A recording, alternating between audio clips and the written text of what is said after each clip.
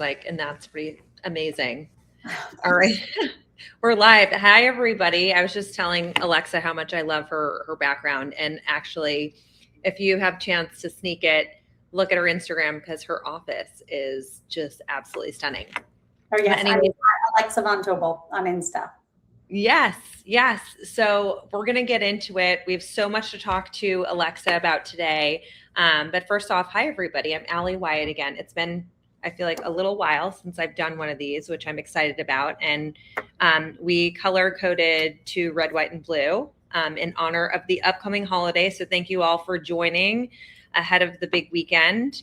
And before we do jump in, because I do have lots of questions for Alexa, I want to quickly share something we're really excited about. And that is, if you are building a tech company and that is a business that is in AI, that is a SaaS business, fintech, health tech, consumer tech, marketplaces, emerging technologies, we are actually officially open for our 10th house tech cohort. So definitely check it out. When you join the tech cohort, every founder starts off with our accelerator, which is called Founders Operating Manual. It's a 6-week program designed to help you strengthen your operating system. So something that we had seen was that you all were coming in at very different levels, asking a lot of the same questions, honestly, around sort of these key pain points. And so we wanted to design a program that would give you all the same jumping off point, but also that would give you this foundational knowledge that we found is helpful when you're raising capital. It's helpful when you're going out and hiring people. It's helpful when you're trying to figure out what your go-to-market strategy is. So we cover a number of things that honestly, you would pay over $100,000. Alexa can probably back this up. You'd pay over $100,000 in order to get. You could maybe get this stuff from AI, but I'm going to be honest with you. What you put into AI has to be super valuable. Otherwise, you're not going to get anything great out. We've actually seen this in our own business. So definitely join us for that, or feel free to message us if you have questions about it, or if you have founder friends that might benefit from it, definitely send it along. And after the Founders Operating Manual, we actually have a full year program where you're in there with your community. You're able to ask questions as they come up, whether it be what is a really good job spec that you're putting together, or what have you done in this crazy scenario that I'm in, or what's the right CRM platform? How are you implementing AI into your business? All the things that we're coming up against constantly as founders. So without further ado, though, I want to get into Alexa because she has an extraordinary background. I am a huge fan. I've been watching her career, and it's been so inspiring to see a female founder not only build a company but exit it and then go sit on the other side of the table. So Alexa von Tobel is the founder and managing partner of Inspired Capital, a venture capital firm backing entrepreneurs building the next generation of category-defining companies.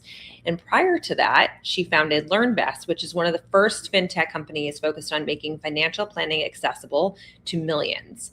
And following LearnVest's acquisition, she became Northwestern Mutual's first chief digital officer and later served as chief innovation officer, overseeing the company's innovation strategy and venture investments. She is also a New York Times bestselling author of Financially Fearless, Financially Forward, and Money Matters. And now we're going to dive in, Alexa, because a surprising stat that we have about Alexa is she actually dropped out of Harvard Business School to start LearnVest. And so the first question I have is, how do you know you have enough conviction, or what was sort of that turning point for you when you realized, okay, I need to drop out. I'm going to take a huge leap and a huge risk and start this business?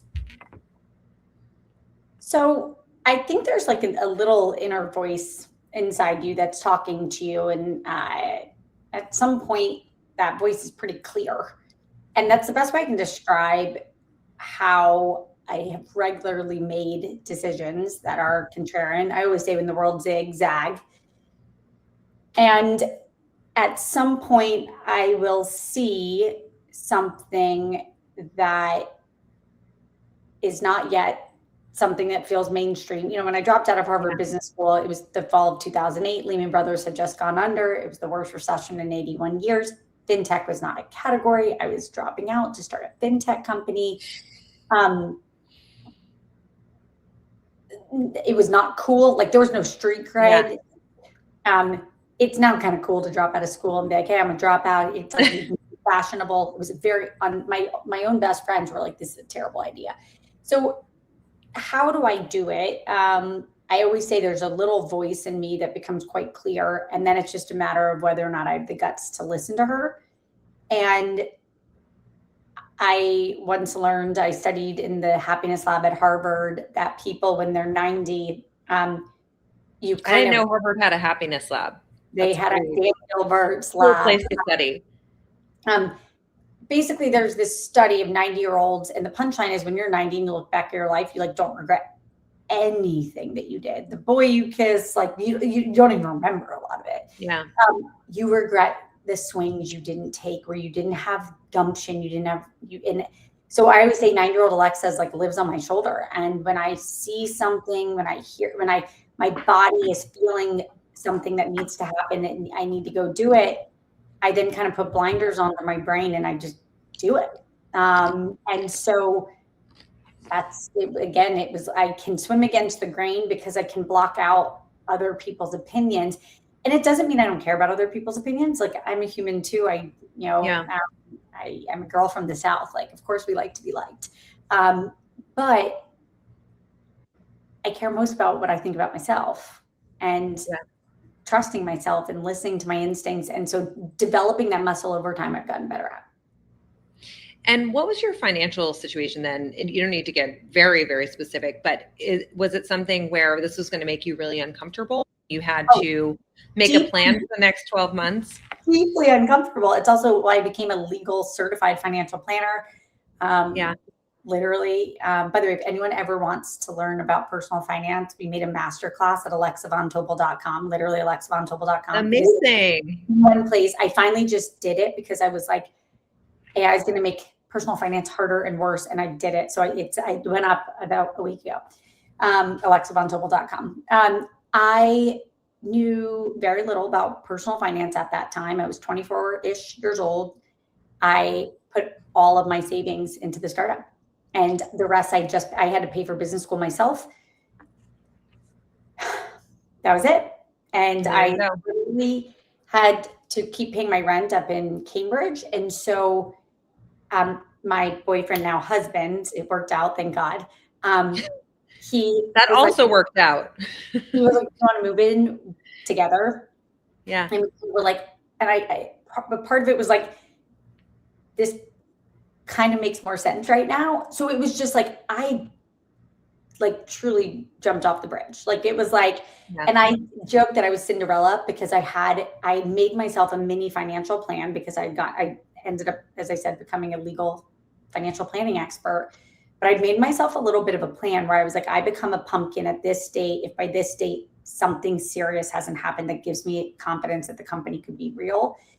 And that Cinderella, like the clock, tick so midnight. Tell me what does becoming a pumpkin mean? I actually think that this is a really fascinating thing because I haven't heard this from a lot of founders before, but I think it's very smart.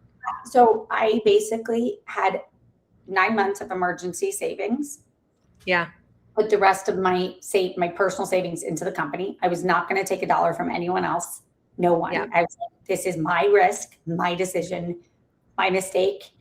And I had a date that was, call it 12-ish months out, where I was like, if by this date, I am not convinced from input feedback that this company could become a real company, and it ultimately ended up meeting users and angel investors and things like that, that I'd been able to really put a plan together to turn it into a real business, then I had to extract yourself, become a pumpkin and go back ultimately to business school. And so was it stressful? I sobbed the entire flight. Like, I mean, guys, when I say like, show up for me if you ever are stressed out about starting a company, because I will not only see you and understand it, but the night of my wedding, my husband gave this speech. And he was like, for the first 6 months of us living together, he would walk in the door and he would just see me in like my outfit of the day. just like furiously working. And he was like, some days I'd walk in and like just tears would be coming down her face, but she was still working. He was like, and then other days it would be like a cookie and a glass of wine. And he was like, those are the bad days. Like, and it was like, uh-oh. But I just push. I'm like somebody who will never give up, ever. Yeah. And I just persevered. And so my point is, grit is real. Resilience is real. Nothing is easy. You have to work for everything, but you have to be convicted enough that you listen to your users and feedback to make sure it's real. And then the other question, just sort of build on that, is that a lot of people might do that and they build a great product or they build a great service. But then there's this real gap between building the product or great service and then actually being able to scale that business, right? So can you speak a little bit to what that gap looks like and what founders should be thinking about when they're at those starting stages in terms of scale? So in the world, and I run a venture fund, Inspired Capital. We're an early stage venture fund. We go napkin to Series A. We're investing out of almost $350 million fund. We back big swinging companies that could be worth 5 billion plus or bigger. So we obsess over business models, not just products and problems, business models, because there's certain business models that are amazing. As they get bigger, they get better. Margin is real and it expands, and actually you keep more of the profit. And then there's other business models that are brutal. And I think for every founder out there, it is as important as you understanding your customer problem and being customer obsessed, that you also understand your business model. And one thing I will say is I meet founders who will be like, oh, I will have somebody join to the meeting to talk about finances, and we're done. That's it. No, it's like in the same way that if you had a child, you would obsess over their healthcare and take them to the doctor. You're not going to outsource the most important thing to somebody else. No. Same thing here. I'm like, you must own your financials. You must, and I don't care if you're not good at them. Go take my master class and then go take more master classes and become really good at finance, because you have to be, because you can't really be a CEO if you're not exceptional at finance. And here's why. The real job of a CEO, Allie, is to be a capital allocator. Your job is to take a dollar and figure out where to put the business to make it into three. That's the job of a CEO. You are allocating capital in your prioritization of product, tech, and resources. You are literally allocating capital. It's your number one job. Whatever the plan for the next 6 months or 12 months is, that is a financial plan. You are allocating capital. And so the best CEOs know where to put dollars to make more money. And so you must know that. And then certain business models are much better than others. So really know your business model. I had a founder the other day that was like, man, we have a bad business model. Margins are terrible. Yeah. And I was like, it sucks to find that out 2 years in.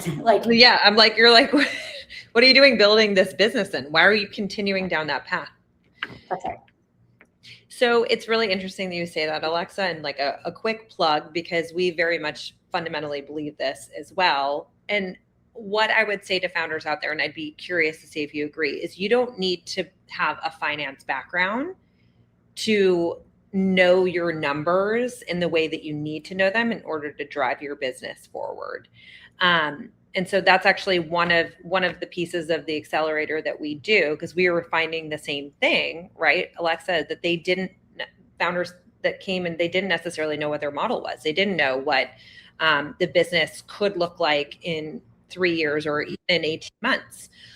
And so building that financial model and then understanding the assumptions, the drivers, the dependencies is a very sort of important part of their curriculum. But I often say to founders, it's can be very intimidating as a founder if you're like, oh, well, I don't come from a finance background. Does that mean I wouldn't be good at building my business? But I would say if you teach yourself some really crucial sort of components of it, then you should be fine, but you should always be in the numbers. Yeah. Would you say that's accurate? I'm not saying that you have to be the smartest in the room at the numbers. Your CFO should be better than you are eventually, but you must own the numbers. You must present the numbers, you must present the numbers to the board. You must own them to investors. Most importantly, you must own them to yourself.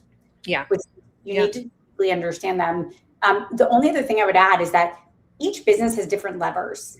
And levers are, how do we grow? What are the things that we can do to make this business grow? In the numbers are the levers. It tells you what the levers are. And so you have to understand the levers of your business. Completely agree. But I want to go now into Inspired Capital that you talked about, because you became an investor because you wanted the kind of capital partner you wish you had had. So for founders who are considering bringing on investors, can you talk a little bit about how they should start finding the right ones, and specifically ones that act much more than in a role much more than a check writer? So let me just quickly rewind. And I dropped out of Harvard Business School, fall of 2008, December 18th of 2008, moved to New York. And I knew exactly the sort of capital I wanted to find. I mean, I could have like drawn it for you. It was ambitious. It was connected. It was for the love of the sport of building companies, because it really is an athleticism. And I was an athlete, no surprise. And it's. What'd you do, Alexa? What kind of sport? When I was younger, I was like a very serious gymnast, and then I dove at Harvard diving platform and springboard. Wow. And anyways, it's about calculated risk. So I knew exactly what I was looking for. And I just remember meeting a lot of capital partners, and they were not it. And at some point I was like, and then some were like really not it. And I'll give you an example. It's sort of like getting parenting advice from someone who doesn't have a child. Like you would never do that. You would truly, if like, I always joke, I have one sibling who gives me parenting advice and he doesn't have kids yet. And I'll be like, why do you stop? Just don't. I love you. Don't. And it's not that dissimilar here, because a company is an organism. It's literally a living, I mean, it's a big group of people. It's a culture. It's an ecosystem, and you're driving this ecosystem towards something. And I just remember getting a lot of term sheets at 9 for my Series A. And there was, I remember like, I was like, who's built a company here? Like truly, like all the way through. And I always wanted to come back and build that firm that I wish existed. And it, Inspired is set up in New York City. In some ways, New York City is the capital of the planet in some ways. And it's the intersection of culture and tech and media and finance. And I remember standing in New York City in 2008 being like, where's the capital? Like, I'm building a fintech company. I should get capital from here and the West Coast. So like no shade to the West Coast. Like you should take capital from both places. But there's a financial rigor and discipline to the New York financial ecosystem that I think is vital to building companies. So that's why all the private equity firms, et cetera, are all in New York. So punchline, I kept, like, it burned into me that this capital type was missing. And when I sold LearnVest and finished my lockup, it was just clear I had to go do this. And so I literally went lights on in 2019. We're now on Fund 3.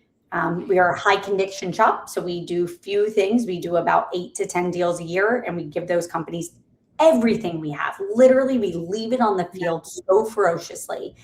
And that's the sort of partner you want in life. Like, that's who you want your spouse to be. You want somebody so determined and dedicated that they will move mountains for you. And like, that's the capital that we bring to the table. And then my co-founder is Penny Pritzker, former US Secretary of Commerce, chairwoman of Harvard, board of Microsoft. So like, there's just things that we can do that are helpful, which if you're a founder, you want unfair advantages. And so we think really thoughtfully about how we can do that for the businesses that we choose to partner with. And I'll end with one last thing, which is building a company.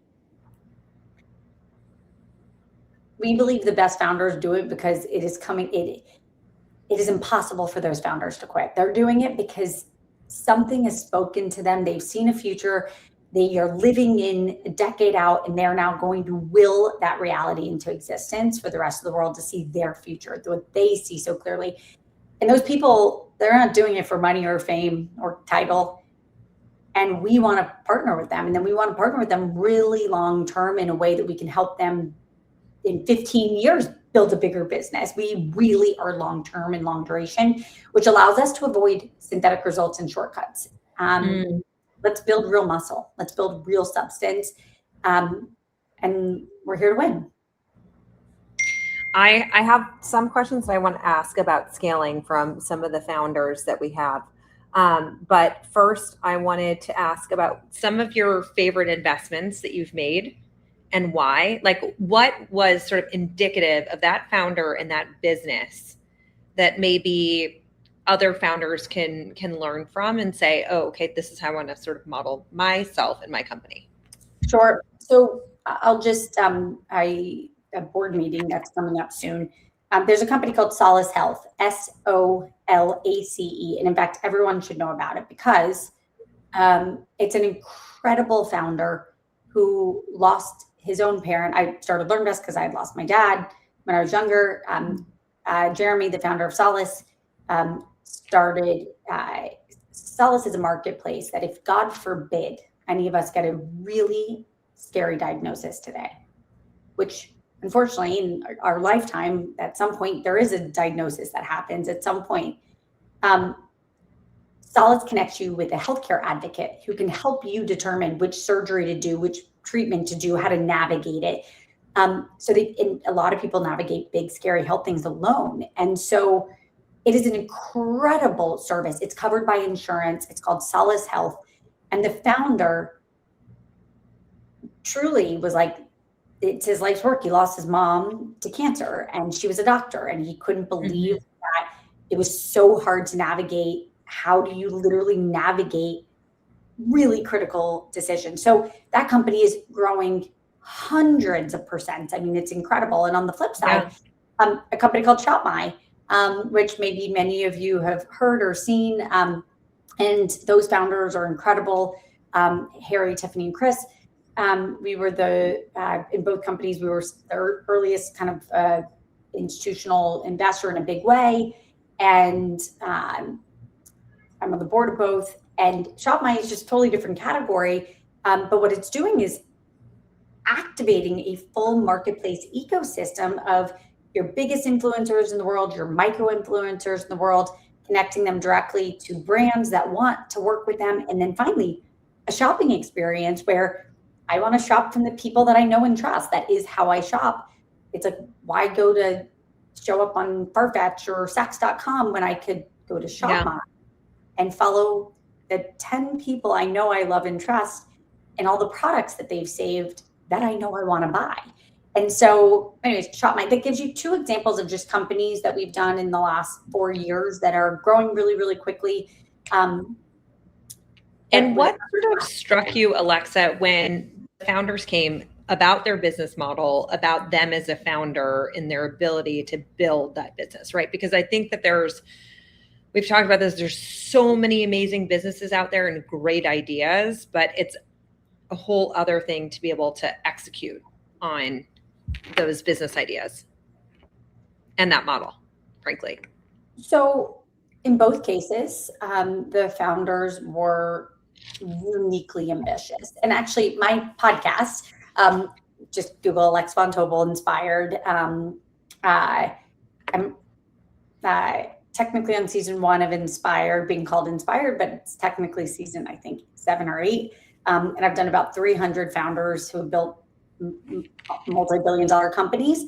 I love ambition. I think ambition is this like dirty word that like women aren't supposed to have. And I like would really love to rebrand it for all of us because it's great to be ambitious. Like we all want to be ambitious. We want to be surrounded by ambitious people. You want your friends to be ambitious people because that makes you better. You get better. You want your kids to be ambitious.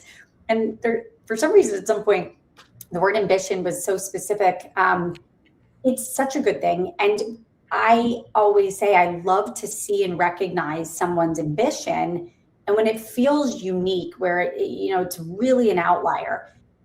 Jeremy wanted to literally help every human being who ever gets a scary diagnosis to be surrounded by support and help. Because until that was solved permanently, he wasn't going to rest. Yeah. And is a scalable model, right? That's like one of those models that you talked about that's It's an infinitely, incredible business model. and the Both margins scale as well. Both of them are marketplaces. If you're running a marketplace business out there, come talk to us. And then Harry and Tiffany and Chris. So Harry is a 20x engineer, not even a 10x engineer, uniquely special, MIT, like really special. And Tiffany was an influencer at Harvard. So she understood the customer, Chris and Harry building the product. And they were uniquely ambitious in that this is a team that sets their sights on, let's grow to 500 million of revenue, and they're going to go figure out how to do that. And then they kind of work tirelessly until they do. And I think all of those things are good things. So there's a level of conviction and ambition that is palpable. And those are amazing people, and the world needs those because there's more problems than have ever existed in the world, and we need more people solving them. So on the flip side, Alexa, I want to also talk about a question that we had from Sarah, and that's the uninvestable businesses, right? Like, because there's plenty out there that I was going to say many more companies that you see. How many companies do you probably see? Or thousands? A lot. Yeah, a lot of companies, right? And then you invest in around 8. So you are picking from the best and brightest. But let's talk about the ones that are clearly a no, if you will. Yeah, and I'll kind of keep in mind everything I'm about to say, there's always the exception to the rule. So just remember that as well. I think businesses where they're in really, really crowded landscapes and they're the 19th business, unless that business has some sort of profoundly different, that's pretty hard when a market is too crowded. We tend to like the first mover in a new category. On the flip side, businesses where it's really hard for them to ever be able to capture margin, or if they get really big and somebody else copies them and then they're, Uber, Lyft margin war type dynamics. Yeah. We try to be careful there. Businesses that tend not to have big outcomes, and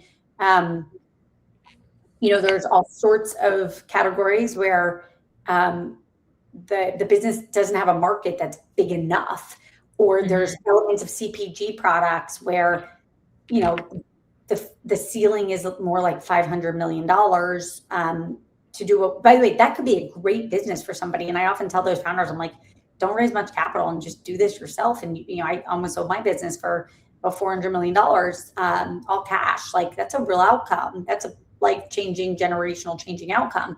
So it's not necessarily a bad business for everybody. It's just for our fund size and how we think about what we look for. But so that kind of gives you a flavor. Or businesses where there's so much red tape, FDA approval, or very, very complex. And it's not to say that we don't like those, because we could really like those if you have visibility that the founder knows how to navigate them uniquely. But I call those kind of single points of failure businesses, where you can work really hard and then the FDA doesn't approve you, or you could work really, really hard and one regulatory tailwind moves and you're dead. Like, those are the things we try single point of failure to avoid. And also we want those founders to avoid them too. You don't want to work for 6 years and then overnight. I can't even imagine.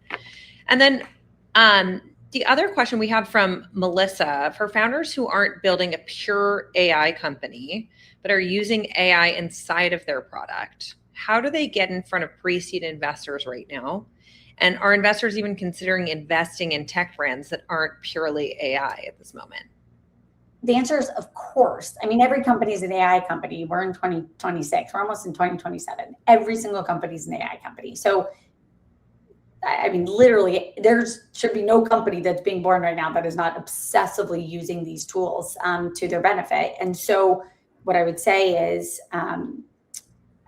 yes. I mean, every company is an AI company in some degree. So good luck. But when you say every company is an AI company, meaning like what if like every company is using AI in some way, shape, or form, or like that is their differentiating factor and feature as their technology product? Like anybody that's in technology is therefore using AI. I'm going to try to describe this in a way that's like helpful. So a company being born today almost has a competitive advantage of a company that was born 4 years ago. Yeah, for sure. Because your foundation of your home is going to be built so much more AI native.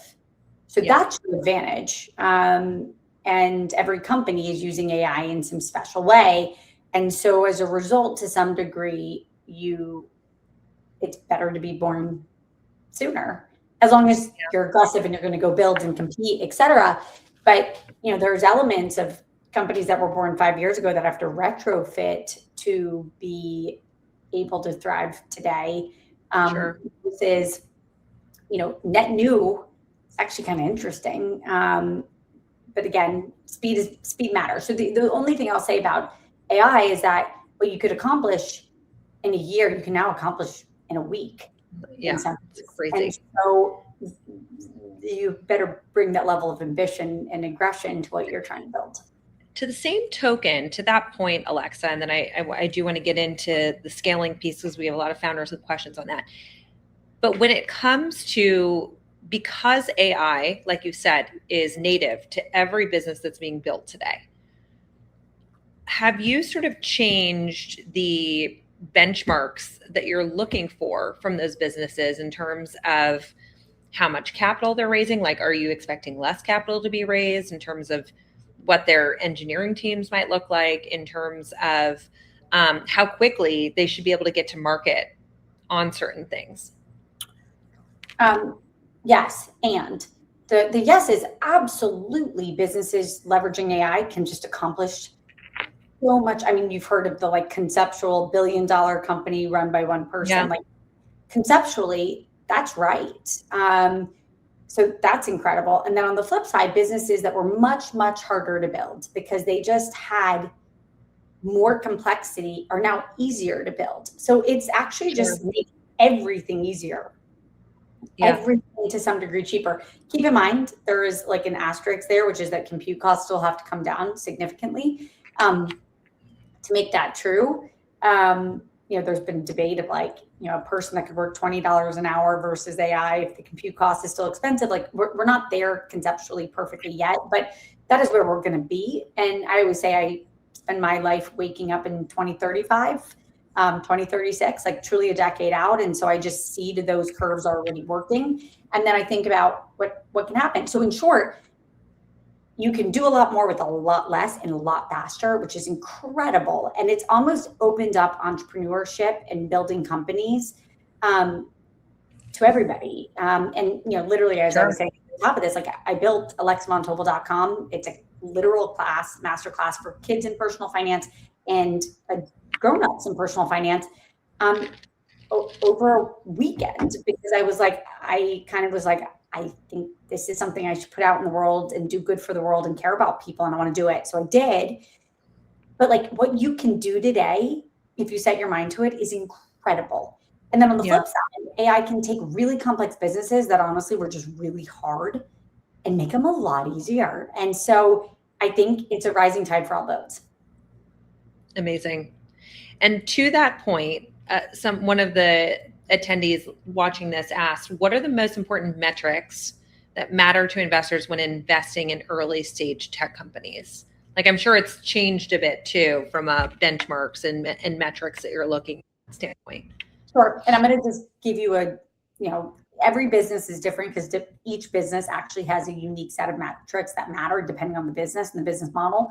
But I think the high level ones are this. If you're building a company really early and it's like truly napkin stage, pre-seed, I want to see that you have obsessively talked to hundreds, if not like somehow, literally incredible amounts of customer reviews where you understand the problem or like you worked in the problem for 5 years, spotted it, and then knew obsessive customer understanding is the most important metric if it's that early.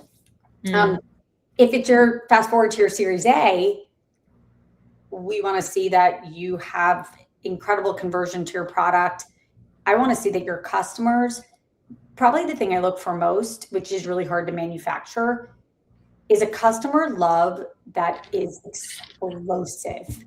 And it's really the like, if I didn't have your product, my life would be worse type love, true love. Yeah.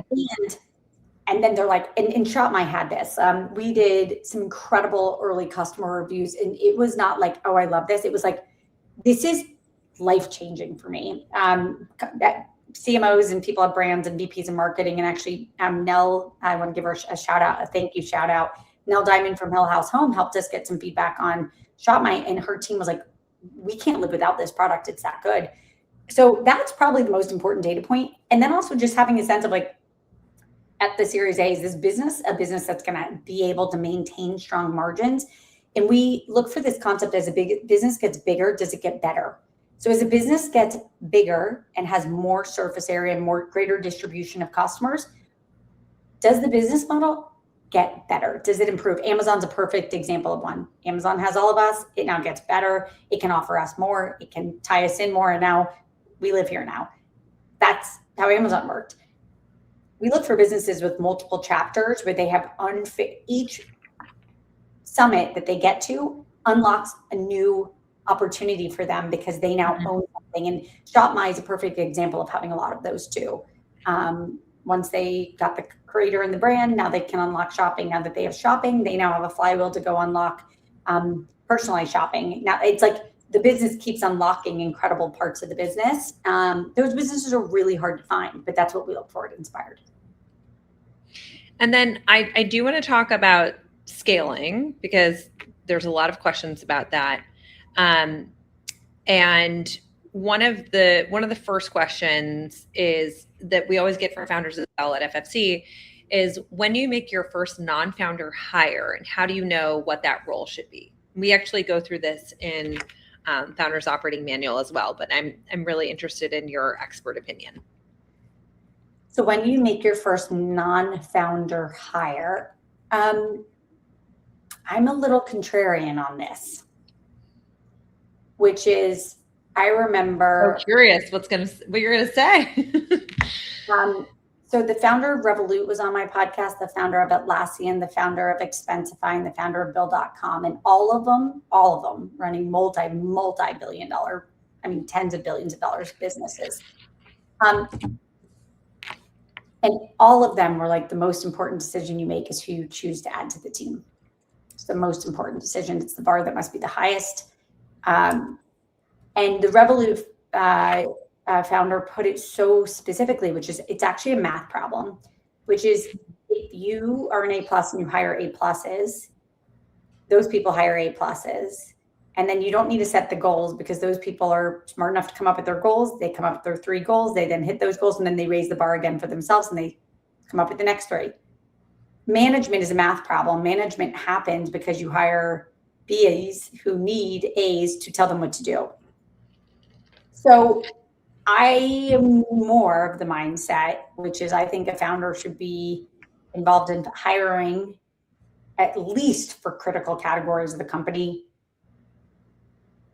maybe even until 1,000 hires. Like, I know that sounds wild, but like, is there a more important decision than setting the bar of the talent that comes to your company? And I know 1,000 is crazy, so I'll edit that to like 100. How do you figure out who that first hire is, Alexa? Like when you went through your process, how did you determine, okay, this is the person that I need to bring on to then create that structure of I'm bringing on this A talent, and then we're going to continue to sort of multiply the talent in that vein? Yeah, I think outliers are outliers, and you want to find outliers who are also you want to avoid jerks. So I think it's a quadrant of outlier and culture fit. I remember somebody once said to me, this is the best way I can answer this, Allie, do you need 100% of the role or 100% of the culture? And if like you're thinking of a hire, what can you give on? And I remember I was probably 25 when I was thinking about this as like in a meaningful way. And the answer is it's a trick question. You need 100% of both. Like that's the answer. And until you hit those, don't hire. And listen, I've made hires where I was like, oh, I'm kind of settling. You kind of know it. And guess what? Every time And it you doesn't feel that, right? Like when you make the wrong hire, it's just destructive, frankly. every time. Yeah. Yeah. And then in terms of the who, though, like not in terms of who from a cultural fit or role fit standpoint or skill set, more of like, is it a COO? Is it a marketing person? Is it like, how did you think about how to find what's the first role I need to fill for? It's a great question. I'll be fast. I always had sort of 36-month plans in front of me, very clearly sketched out. What do I need to do? What do I need to hire? Where am I going? And I always say, if you have a big role, I'm going to make it up. Let's pretend you need to hire a CFO, and you probably need that CFO to be in place by like next January. You're already late, because on average, it takes 6 months to find the person, and then they often are people who have good jobs. They're leaving somewhere, so they have to give a few months notice, and then it takes them about 3 months to get set up and the 60, 90-day plan to get going. Punchline, they're not effective for a year. So you actually should be playing 18 months of offense for hires. And then I used to approach, back to like hiring be the most important thing, I would approach hiring as like an academic class. This sounds nerdy, but it's how I would do it. I would hire a great recruiter and then say, I need to hire a CMO. And then I'd like fill my whole week with the best CMOs I can talk to. And I would ask them all the exact same questions. What's your playbook? What's your hiring plan? Who's talented? What companies do you like to steal from? Who's the smartest? And I would just sit there and like absorb the same answers from everybody. And then when like 4 of them say the exact same thing, it's probably a fact. And I would do that because I was never the smartest in the room. I was definitely not the best at a category that I wasn't a specialist in. And as CEO, I had to learn. And so what it helped me do was get smart enough to not be in the way of the person I was hiring. And then it's smart though. That's a real problem as people scale their business that you don't realize is like, you don't want to get in the way of the people that are really good at what they do. So that was how I approached it. That's how I would approach it. So that was me. Love it. Thank you. Well, I know that we are just about at time, so I do have one last question for you, and that's what would be the advice you would get to early stage founders who are just starting off in the process of raising capitals with big ambitions to scale their companies and raise capital? I would say we only live once. Dream big. No one else is going to dream for you. Literally, we live once. Go for it. You're never going to regret taking a swing and betting on yourself. And if I can do anything to be helpful, as I said, I'm Alexa von Tobel on Instagram. Inspired Capital's website is very easy to find. And very excited to meet anybody building a big, massive tech company. Come talk to us. And then just most importantly, what an incredible ecosystem of like-minded people trying to build things. Be ambitious, and thank you for everybody out there trying to build. I think we need builders to solve the problems of humanity, and sadly, there's more problems than ever. Thank you, Alexa. We're so grateful for you for building your company and then having a round 2 and giving back to this ecosystem, and also building your site and all the education around financial wellness and financial awareness. So everybody, alexavontobel.com, right? Okay. And then where can they find you on social? Literally, I'm just at Alexa von Tobel everywhere. AlexaVonTobel.com, at Alexa von Tobel, Inspired Capital. And I would say my one ask of everybody is pay it forward, educate a child on financial literacy. The best thing we can do for the next generation is give them a basic understanding of personal finance so that we can protect ourselves. So pay it forward. Cheers to that. Really appreciate you. Thank you so much. Thank you. And everybody, happy 4th of July. Bye.